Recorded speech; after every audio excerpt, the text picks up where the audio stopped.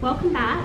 Today I want to talk about my top 3 tips for exercising with chronic pain.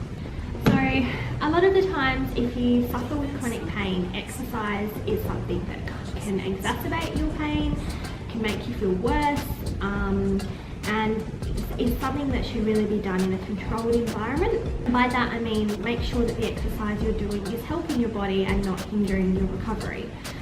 So for me, I have had a broken hip for, I want to say, since I was 13. I'm now 25, a long time, over a decade, and I've chosen not to have surgery on my hip because it only lasts for 10 years because of the titanium that's used and the materials that I use. So for me, I don't really want to have another hip operation at 35. So as a result, a lot of the exercise that I do is extremely limited. And obviously my flexibility isn't as good as it can be, but I try my best. So the first tip that I have for exercising is to go gentle at first. I still go to the gym intermittently, but it's not something that I do every day, because at the beginning of the year I was doing a lot of leg presses, and because my bad leg, which is my left hip, isn't strong enough to withhold a certain amount of weights, I was pressing too hard and I got a hairline fracture in my thigh. Such a random injury to incur, but it was very painful. So once my hairline fracture healed up, I promised myself that I wouldn't push myself unless I knew what I was doing, until my form was correct. So I have started doing gentle exercises every day, 5-minute yoga exercises to stretch, to warm up the body.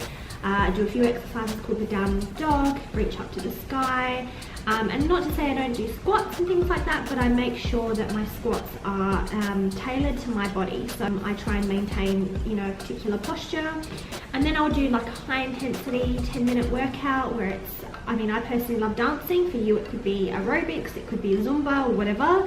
For me it's dancing, so I do a high tempo upbeat dance. But of course when I follow a lot of like YouTube gurus, if you will, and when they say, keep going or don't stop or push through the stitch, I ignore that and I stop everything that I'm doing. I take a deep breath, I wait a few minutes, and then I get, well, not a few minutes, but a few seconds, and I get back into the exercise, because I don't believe that pushing through the pain is wise. It's something that I have been told from a lot of physiotherapists, gym trainers, not doctors, because doctors, I feel, don't want to push you if you have an injury, but definitely a few physiotherapists have given me the wrong advice over the years on pushing through the pain, and that is something that if you can get out of this video is not to push through your pain. There is a reason that there is pain there if you have a permanent long-standing illness or injury. So yeah, that's my first tip, gentle exercise. Start off first thing in the morning.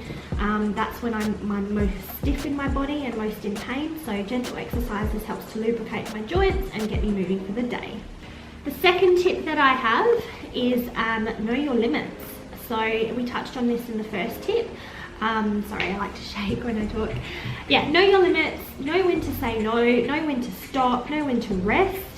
I already have quite a physically stressful job. I'm on my feet most of the day, so I don't want to start my day off with a 30-minute workout, be already exhausted by the time I get to work, and then be suffering later on. So I have to ensure that in my downtime I'm not overstressing my body and putting unnecessary strain on my legs. Fitness gurus really talk about and harbour on about pushing past your limits. Once you have a limit with chronic pain, it's, I'm not saying that you can't push past that, but do it at your own pace.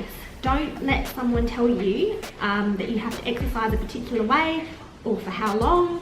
I did a 15-minute workout this morning and I'm already tired.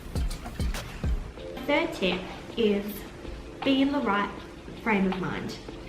So if you're in a lot of pain and you've had a particularly bad day, exercise is going to be the last thing on your mind. All you're going to want to do is, like me, sit on the couch and do nothing. And make sure that you're in the right frame of mind, and it's very hard. Having chronic pain, you can sometimes get into a bit of a vicious cycle of depression. So being in the right frame of mind to push past that and exercise is important, but also it's important not to exercise just because you think you should. Because I have blood exchanges every 4 weeks, towards the end of that 4-week cycle, I'm feeling really anemic and really tired, I'm not going to go for a run. Like, it's just common sense. Like, yeah, just be in the right frame of mind basically. So I hope these tips were helpful. Obviously everyone is different. I'm in no way a fitness practitioner, a physiotherapist or a GP, so always consult with your professional. But these are just tips that have worked for me. I think as a young woman in our society, anyone either with a chronic invisible illness like myself or anyone just trying to survive in this world, it's really hard with images of you know, Fitspo on the internet and, you know, beautiful people on Instagram and Photoshop filters. It's really difficult to be strong and, you know, work out for your body and not necessarily for, you know, your expectations of what you should look like.